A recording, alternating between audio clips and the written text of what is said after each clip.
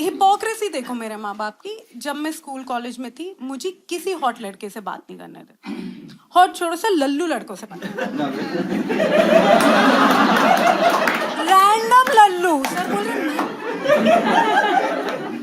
नहीं करने दे, रैंडम लल्लुओं से बात नहीं करने दे। रिस्ट्रिक्शन का लेवल इतना ज्यादा हाई था कि लैंडलाइन पे भी ताला लगा के रखते थे।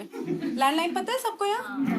हाँ, सबके सब बूढ़ो सालों 30 साल से ऊपर के बच्चे आए इधर, बट लैंडलाइन में भी ताला लगा के रखते थे छोटा वाला कि नहीं किसी से बात नहीं करनी। And when I was like मुझे शादी करनी है, मेरा नंबर न्यूज़पेपर में दे दिया।